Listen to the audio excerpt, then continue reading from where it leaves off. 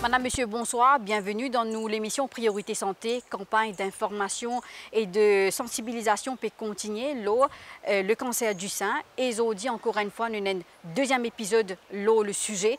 Et dans nos épisodes avant, nous faisons une cause avec une patiente, une cancer survivor.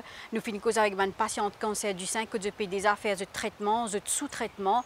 Et aujourd'hui, nous pouvons différencier un peu, nous pouvons joindre une madame, pareil comme toute madame mauricienne, qui est en bonne santé, en très bonne santé, mais qui peut prendre ses précautions.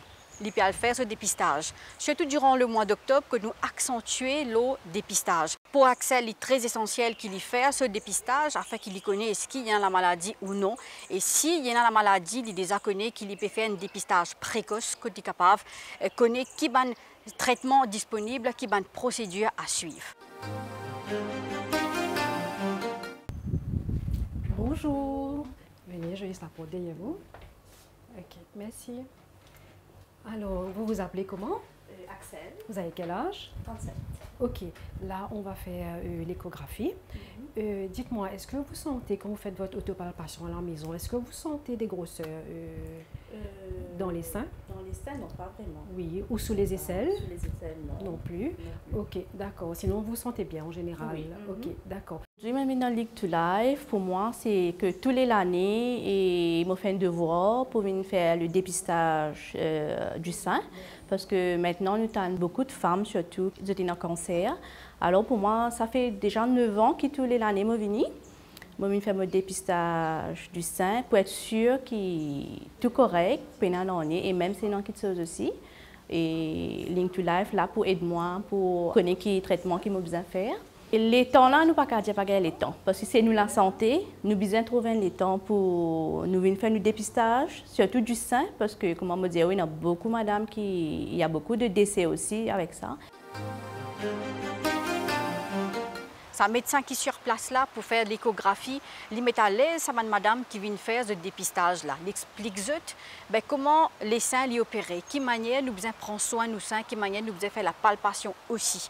Et qu'il discute de cas individuellement. Et bien sûr, s'il trouve une anomalie, il réfère la patiente directement avec un spécialiste. C'est une personne qui est intéressée, même si je n'ai pas senti, je fais cette autopalpation à la maison, même si je n'ai pas senti aucune grosseur, mais madame, je suis intéressée quand même pour faire un check-up. Alors, la personne arrivée, m'explique un petit peu ce qu'il faut faire. Et normalement, toujours avant une échographie, je commence avec une palpation des seins, sous les aisselles. Et après ça, je procède avec l'échographie. L'échographie se fait en position allongée, torse nu, et je applique un gel sur toute la surface des seins. Et à ce moment-là, il y a la sonde que vous trouvez ici. La sonde-là, elle permet de trouver en temps réel les images des tissus internes des seins. Et à ce moment-là, si je trouve une anomalie, et je réfère la patiente, ou bien la personne, ça peut être homme ou femme, je réfère la personne à un spécialiste, mais muni d'un mémo qui me donne lui. Dans le mémo-là, je peux indiquer la nature de l'anomalie que je trouve, sa dimension et sa position. Je ne peux pas dire chaque patiente qui me trouve un problème, mais non. Mais ça arrive qu'il me trouve une anomalie. Ça, l'appareil échographique qui est là, il trouve une anomalie soit liquide, soit solide. Et à ce moment-là, la personne m'a pas obligé de référer. Mais arrivé dans ce cas-là, définitivement. Mais arrivé, il n'y a rien aussi. Des fois, la patiente vient et dit moi, il peut gagner un sein pour rougeur. Rougeur, je checké, mais dans l'échographie, je n'ai pas trop non, il n'y a pas trop rien de grave. Et à ce moment-là, je continue avec un suivi ici. Alors, et les autres encore, les autres signes qu'il y a une patiente capable de dire moi, elle trouve un gonflement au niveau de ses seins. Là, je fais l'échographie, mais des fois, il se peut qu'il ne pas trouvé non aussi. Mais quand même si je n'ai pas trouvé, je préfère faire pour une second advice vers un spécialiste. Vaut mieux nous faire une échographie, me dire comme ça qui est tout correct, ou même pour dormir aux 2 oreilles après, ou pour sentir comme si relieve. Et pas hésiter vraiment, c'est un examen qui fait très vite. Et il est indolore, il n'a aucune douleur et il n'a aucune radiation.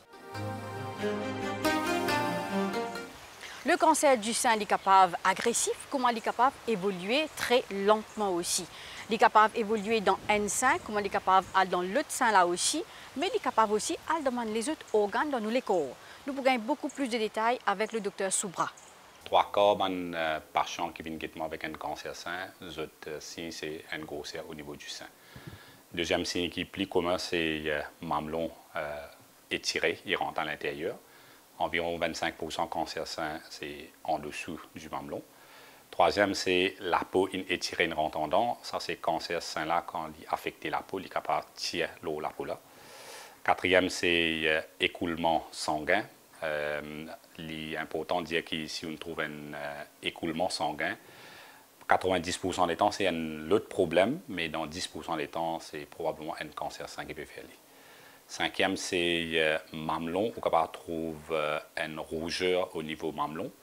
Il y a un malade qui s'appelle Paget's disease, qui est un petit peu rare, mais il y a un signe typique de cancer sein, il y a un de l'eau. Ils sont capables de faire confusion avec un malade la peau comme un eczéma, mais c'est Paget's disease. Un autre signe encore, c'est peau d'orange, ça veut dire patients sur la peau, les vignes épais, ce texture, les vignes comme littéralement la peau orange. Ça indique que quand c'est là, il finit envahir la peau, il envahit le système lymphatique et la peau là, les vignes épais. Quand les vignes épais, la peau dans la peau là, ça devient plus prominent, qui veut dire l'apparence est comme une peau d'orange. On peut pas trouver, quand on guette de la glace surtout, un patient qui remarque une différence dans le contour sein. Un côté, il paraît difformé comparé avec l'autre côté. Ça, normalement, pas pour trouver dans un petit cancer, c'est plutôt quand le cancer là est avancé que vous trouvez un signe comme ça. Dans un signe qui est plus avancé encore, pour un patient qui malheureusement atteint, quand c'est là fini envahir la peau, ou pas peau d'orange, c'est il finit envahir la peau, il fait un ulcère, un cratère au niveau de la peau. En dernier, c'est un cancer qui est extrêmement rare, il s'appelle cancer sein inflammatoire. La peau au niveau sein, les veines rouges, il est capable de donner l'impression que c'est une infection. La plupart du temps, il est probablement pas une infection, mais un des signes cancer sein inflammatoire, c'est rougeur au niveau de la peau. Quand un patient remarque un signe qui fait mentionner là, qui besoin faire. Ça veut dire, première affaire, c'est au besoin d'être un médecin qualifié et il pour venir, il pour demander un test approprié. Première affaire, un test qui est plus important, c'est une échographie ou mammographie ou les deux. Tout dépend de l'âge. Si un patient jeune, il ressentit une grosseur ou un signe alarmant, qui veut dire, c'est une échographie qui donne plus l'information. Mammographie, les complémentaires, il dépend de l'âge. Si vous êtes un petit peu âgé, dans les quarantaines à monter avec un grosseur sein, et nous pouvons suspecter qu'il y a un cancer sein, ou probablement besoin les deux, mammographie et échographie. Si je te trouve une anomalie, la mammographie, prochaine étape, c'est une échographie qui donne un petit peu plus l'information, sa boule là, ou ça signe alarmant qu'il nous peut trouver là.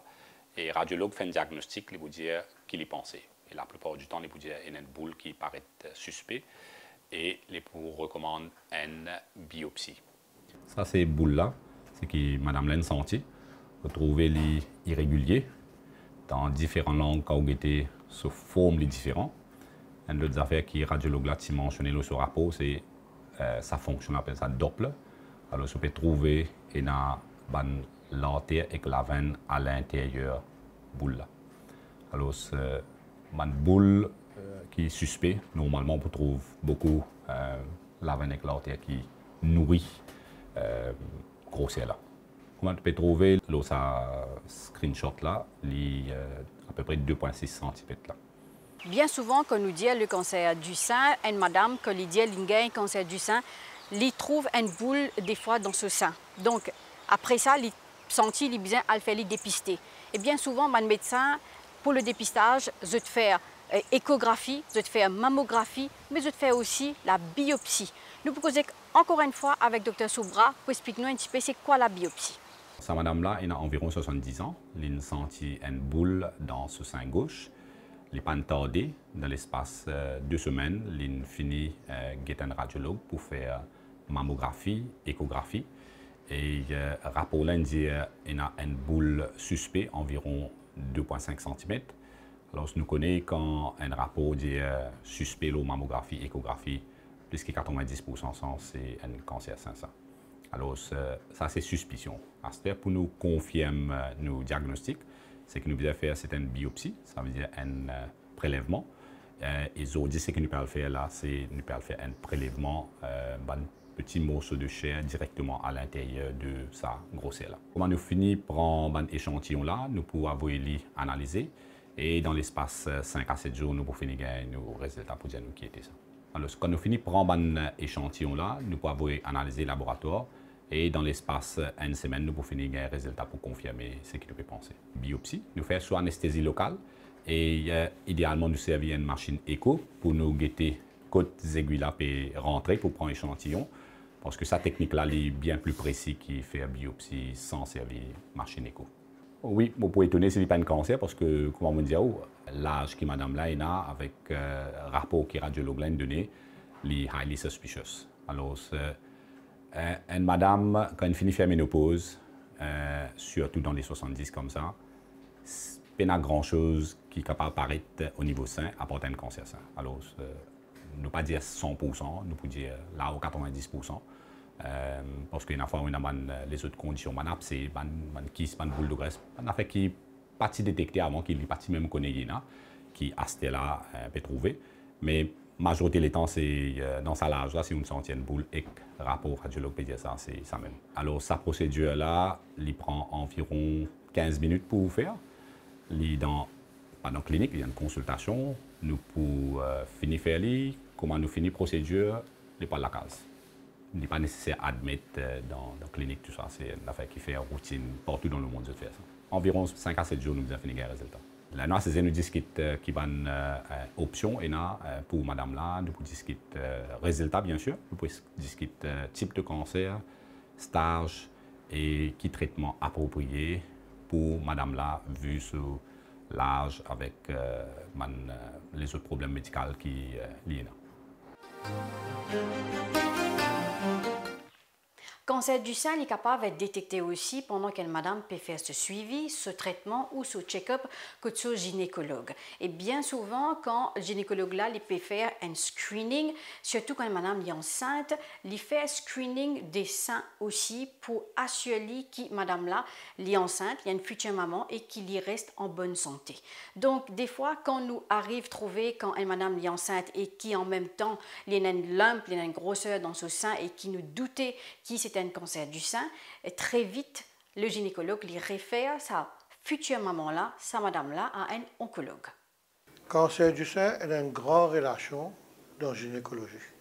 Il est bien important qu'on comprend, parce que nous, gynécologues, nous regardons madame souvent, et parmi, quand nous examinons une madame, nous obligatoirement besoin d'examiner le sein.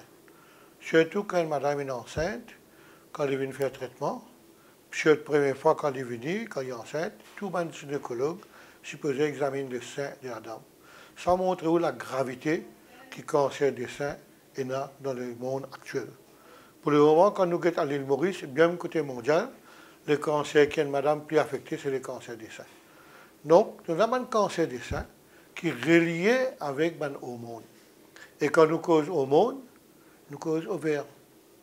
Donc, quand une madame a un cancer qui est relié avec hormones, la plupart du temps, ces hormones-là, c'est estrogène.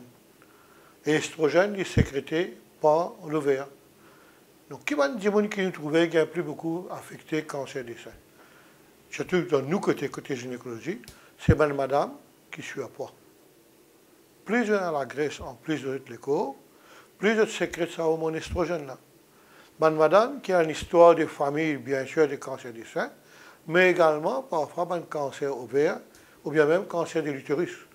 Il y a un syndrome, quand nous trouvons une madame, qui nous a un cancer d'ovaire, il a un cancer des seins. Qui fait parce que le cancer ovaire est relié avec un excès d'estrogène. Similairement, on a un cancer de l'utérus, le col de l'utérus, lui, c'est relié avec excès d'estrogène. Donc, ça va nous dire là, parce qu'il y a un excès d'estrogène dans notre corps, je cargue un cancer des seins plus tard. Une madame quand les prédisposés gagnent cancer du sein, c'est quand il y a une histoire de famille de cancer du sein. Son maman gagne cancer du sein, son chien gagne cancer du sein, là les prédisposés gagnent cancer du sein. Les capables, dépendants de hormones, comment les capables pas dépendants de hormones. Une madame qui n'a pas d'enfants du tout, comparé à une madame qui a 2 enfants ou plus, madame qui n'a pas d'enfants là, les plus prédisposés à un cancer du sein. Une madame, quand elle a ses règles très tôt, elle fait sa ménopause très tard, les plus prédisposés à un cancer du sein. Par exemple, maintenant, vous trouvez beaucoup de jeunes filles, à 9 ans, peuvent commencer à une période, peuvent commencer à une règle. Les plus prédisposés à un cancer du sein. Une madame qui mange dehors, les surpoids, qui n'a pas fait l'exercice, les plus prédisposés à un cancer du sein, parce qu'ils se la graisse pour convertir en hormones estrogènes. Une madame qui boit beaucoup d'alcool, régulièrement, les plus prédisposés à un cancer du sein. Une madame qui a un enfant, qui est enceinte, elle a un moment dans le corps qui se ouvert, tu peux travailler, devient croissante. Il gagne ce hormone, après, il peut aller de ses enfants. Ce ouvert, pas de travail pendant un certain moment, comment est-ce que tu peux travailler s'il n'est pas enceinte? Parce que madame qui est enceinte, c'est ouvert, après un certain temps, il commence à être tranquille. Il sécrète hormones par placenta, pas ouvert. D'accord? Après 12 semaines, c'est placenta qui découvre. Par contre, une madame qui n'est pas enceinte jamais, c'est tout le temps sur ouvert et continue de travailler. Pareillement, quand on a une question, beaucoup de gens demandent, est-ce que des gens qui prennent pilule contraceptive, est-ce qu'ils sont prédisposés à un cancer du sein? La réponse est oui et non. Nous allons dans l'étude montrer que si une madame prend pilule contraceptive assez longtemps, plus que 10 ans, peut-être qu'il y a un petit risque plus pour gagner un cancer du sein qu'une madame qui ne prend pilule contraceptive moins que 10 ans. Mais la pilule contraceptive contient bien tirer des hormones estrogènes. Une madame qui a une règle irrégulière, elle ne pas connaître quand c'est une règle, mais c'est qu'elle plus beaucoup d'estrogène ou bien non. Donc, lui, il est plus prédisposé à un cancer du sein. Donc, par contre, si une madame peut continuer à prendre cette pilule après l'âge de 45 ans, là, le grand facteur.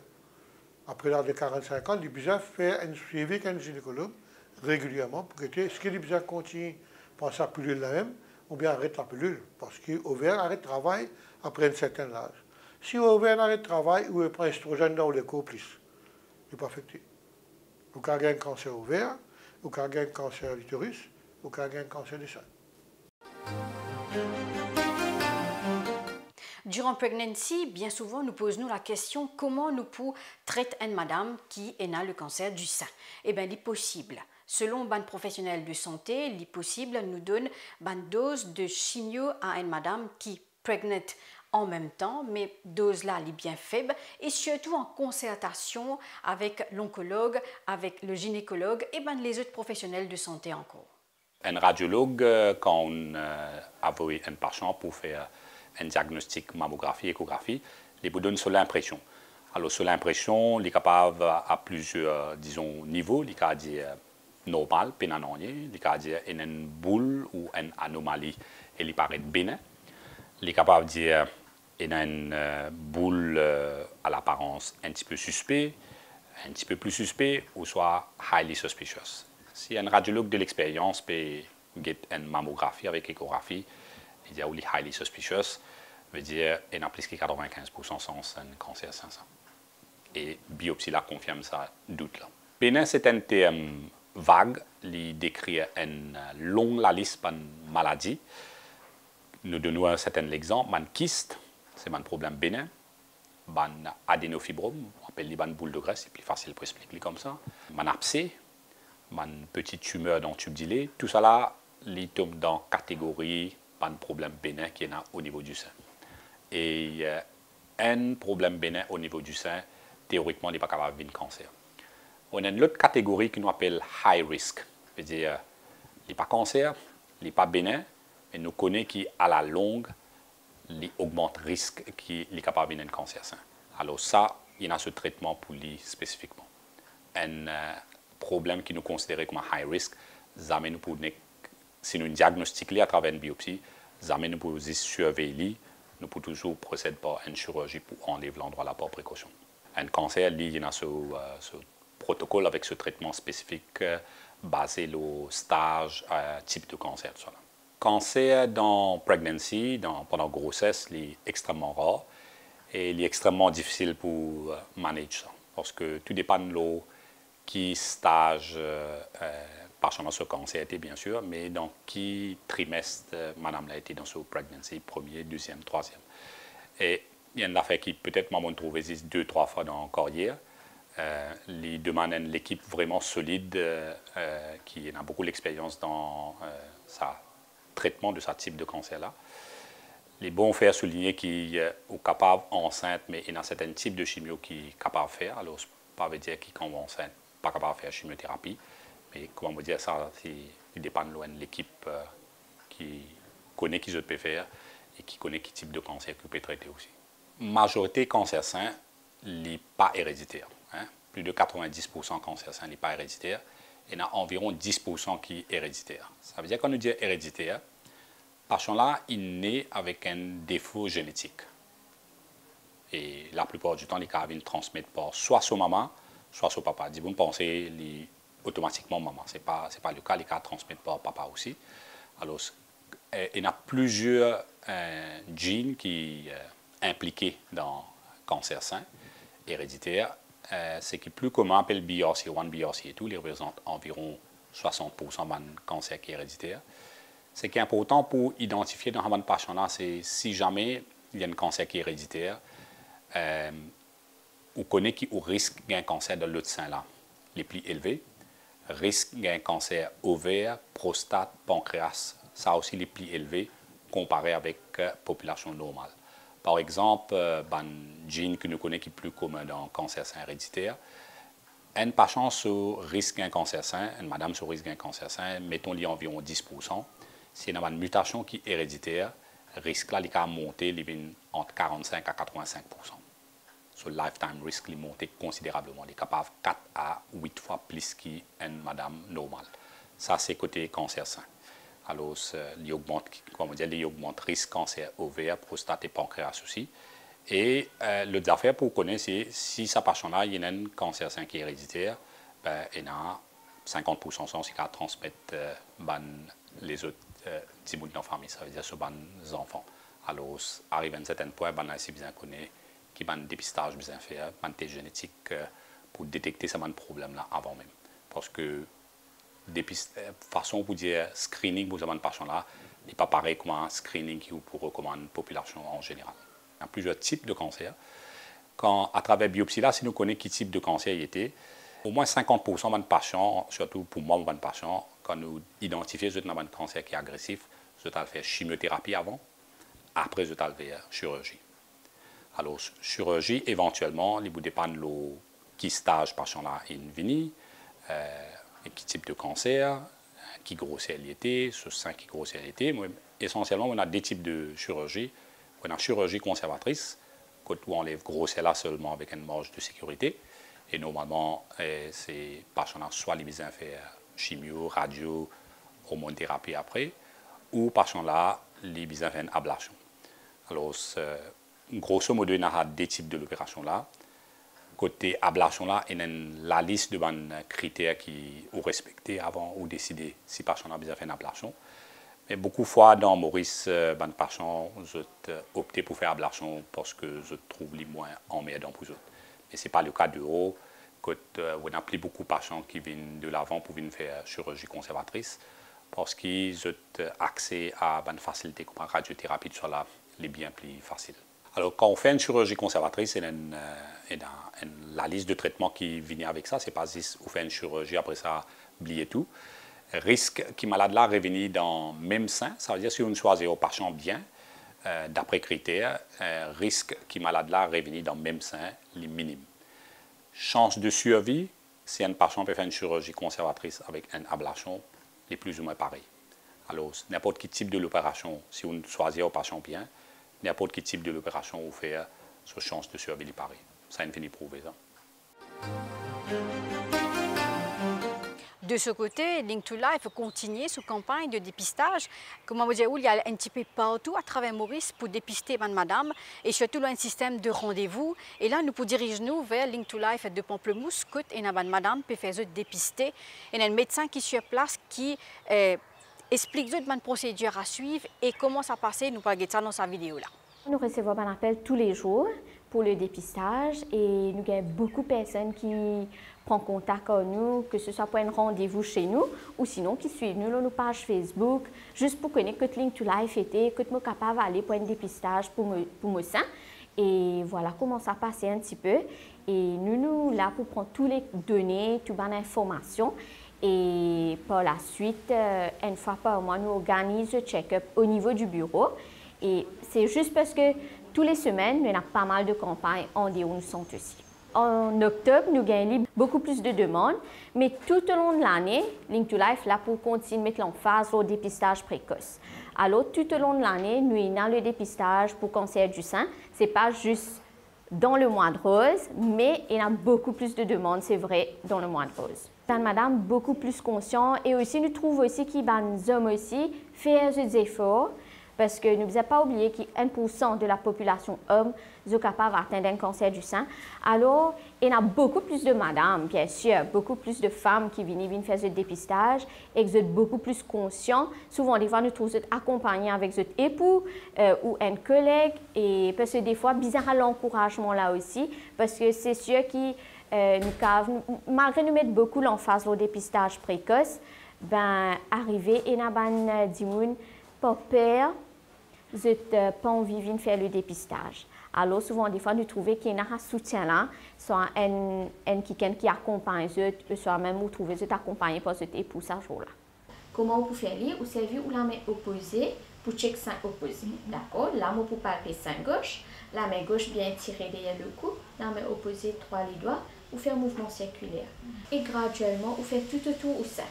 D'accord? Vous faites un cercle et là, vous continuez à refaire un cercle à l'omamelon. Ok? La même chose, vous faites tout de l'autre côté aussi. Tout autour des seins, nous faisons un mouvement circulaire. D'accord? Mais là, nous checkons si nous n'avons pas ressenti aucune grosseur. Nous refaisons un cercle à l'omamelon, légèrement, nous sommes capables de presser, nous guettons si nous n'avons pas senti aucune lump.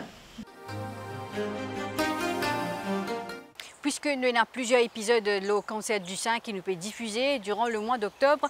Donc la semaine prochaine, nous pourrons un prochain épisode que nous proposons la radiothérapie, chimiothérapie, toute une thérapie qui est importante durant le cancer du sein, dans le traitement, diagnostic, traitement, etc. Donc, nous donnons notre rendez-vous la semaine prochaine pour un nouveau épisode de cancer du sein. Sinon, nous l'émission peut terminer ici. Merci pour l'attention. Au revoir.